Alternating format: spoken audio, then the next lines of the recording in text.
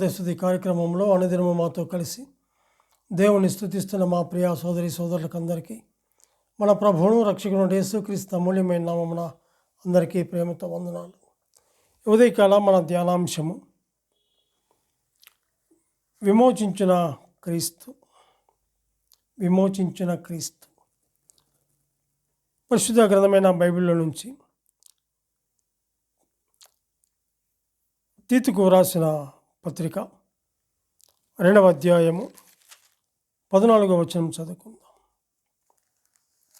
ఆయన సమస్తమైన దుర్నీతి నుండి మనల్ని విమోచించి సత్క్రియలందు ఆసక్తి గల ప్రజలను తన కోసరము పవిత్రపరుచుకొని తన సొత్తుగా చేసుకొనుటకు తన్ను తానే మన కొరకు అర్పించుకొనును అని చెప్పేసి చూస్తుంటున్నాం.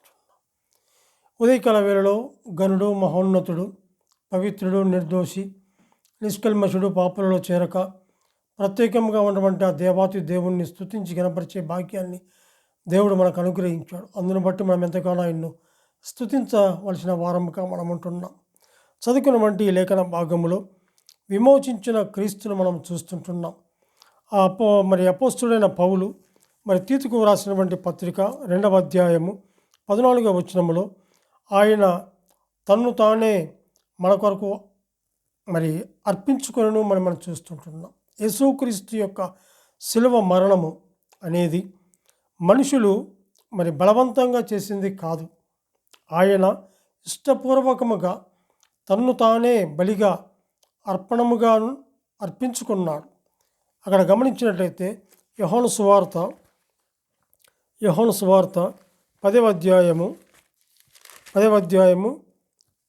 18వ వచనంలో మనం గమనించినట్లయితే, ఎవడును నా ప్రాణము తీసుకొనడు, నా అంతటా నేనే దాన్ని పెట్టుచున్నాను, దాన్ని పెట్టుటకు నాకు అధికారము కలదు, దాన్ని తిరిగి తీసుకొనుటకు నాకు అధికారము కలదు, నా తండ్రి వలన యాజ్ఞ పొందితినను అని చెప్పేసి మనం చూస్తుంటున్నాం. అవును, మనం గమనించినట్లయితే ఆయన తన్ను తానే మన కొరకు అర్పించుకున్నటువంటి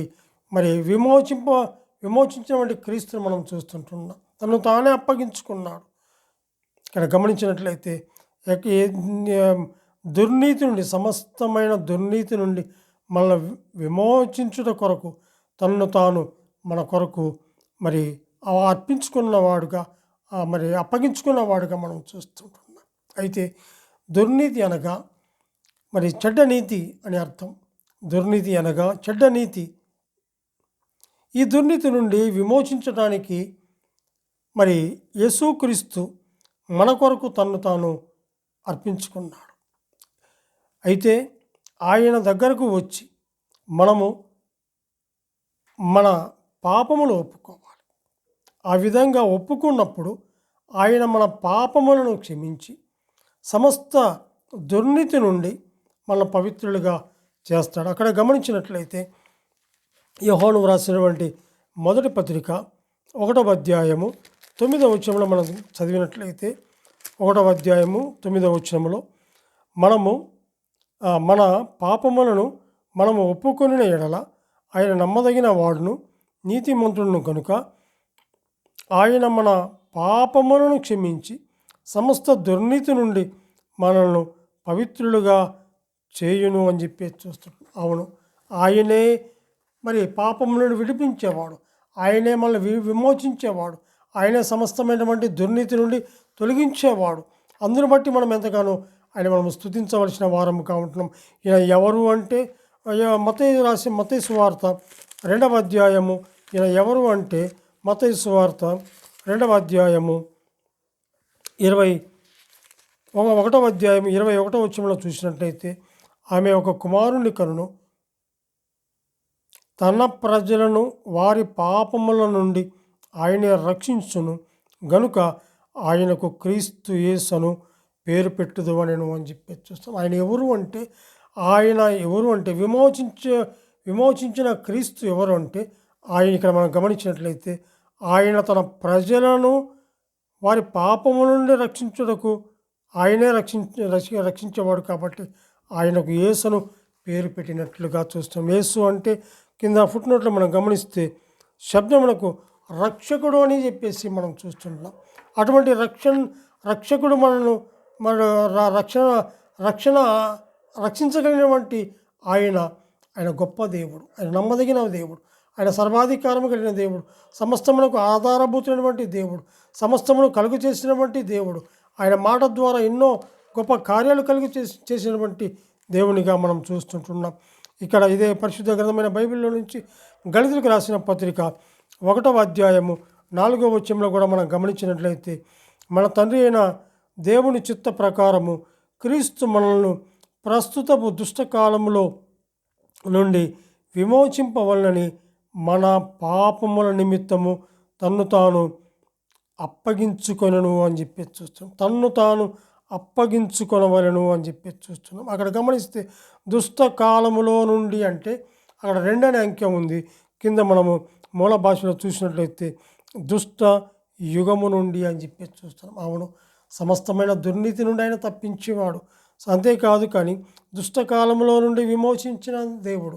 అటువంటి దేవుణ్ణి మనము ఎంతగానో మనము స్తుతించవలసిన వారముగా ఉంటున్నాం. హెబ్రీయులకు రాసిన పత్రిక 13వ అధ్యాయము, హెబ్రీయులకు రాసిన పత్రిక 13వ అధ్యాయము 12వ వచనంలో మనం గమనించినట్లయితే 13-12లో, కావున యేసు కూడా తన స్వరక్తము చేత ప్రజలను పరిశుద్ధపరచుటకై గవిని వెలుపట శ్రమ పొందెను అని చెప్పి చూసాము. గవిని వెలుపట శ్రమ పొందిన మరి దేవుని మనం చూస్తుంటున్నాం. కావున యేసు కూడా తన స్వరక్తము చేత ప్రజలను పరిశుద్ధపరచుటకై గవిని వెలుపట శ్రమ పొందాడు. అందును బట్టి మనం ఎంతగానో ఆయన్ను స్తుతించవలసిన వారముగా ఉంటున్నాం. ఆ సమస్త దుర్నీతి నుండి విడిపించాడు, దుష్టకాలము నుండి తప్పించాడు, పాపము నుండి తప్పించాడు, చెడు మార్గము నుండి తప్పించాడు. అటువంటి తప్పించినటువంటి దేవుణ్ణి ఉదయకాల వేళలో మనం నోరారా మనసారా ఆయన స్తుతించి గణపరచవలసిన వారముగా ఉంటున్నాం. ఎందుకంటే మనం పాపములమైనటువంటి మన నిమిత్తమై పరలోకం నుండి భూలోకానికి మానవునిగా వచ్చి మధ్యవర్తిగా వచ్చి ఈ పాపులమైన మన కొరకు ఆయన ప్రాణం పెట్టి రక్తం చిందించి మరి సమాధి చేయబడి మరి ప్రాణము విడిచిపెట్టి సమాధి చేయబడి మరలా 3వ దినం మృత్యుంజయుడు లేచి తనకి పార్శ్వంలో కూర్చొని మనందరి కొరకు విజ్ఞాపన చేస్తూ తిరిగి రానైనటువంటి అట్టి గొప్ప దేవుణ్ణి ఈ ఉదయకాల వేళలో నోరారా మనసారా స్తుతించి గణపరిచి పూజించి నమస్కరించవలసిన వారముగా ఉంటున్నాం. దేవుడు తన వాక్యాన్ని దీవించునుగాక. ప్రార్థన చేసుకుంటున్నాం. ప్రార్థన చేద్దాం. పరిశుద్ధమైన మా ప్రియ పరలోకపు తండ్రి, మీ ఘనమైన శ్రేష్టమైన ఉన్నతమైన నామమునకు స్తోత్రములు చెల్లించుకుంటున్నాం. విమోచించిన దేవుడు తండ్రి ప్రభువ, సమస్త దుర్నీతి నుండి విడిపించాం, దుష్టకాలము నుండి విడిపించాం, పాపము నుండి విడిపించాం. అట్టి విడిపించినటువంటి విమోచకుడమైనటువంటి మిమ్మలను తండ్రి ప్రభువ నోరారా మనసారా నిన్ను స్తుతించి గణపరిచే భాగ్యాన్ని మీరు మాకు ఈ ఉదయకాల వేళ అనుగ్రహించినందుకే స్తోత్రములు చెల్లించుకుంటూ మా రక్షకుడు మా ప్రాణ విమోచకుడు యేసుక్రీస్తు అమూల్యమైన నామమున స్తుతులు స్తోత్రములు చెల్లించి ప్రార్థన చేయుచున్నాము తండ్రి. ఆమెన్.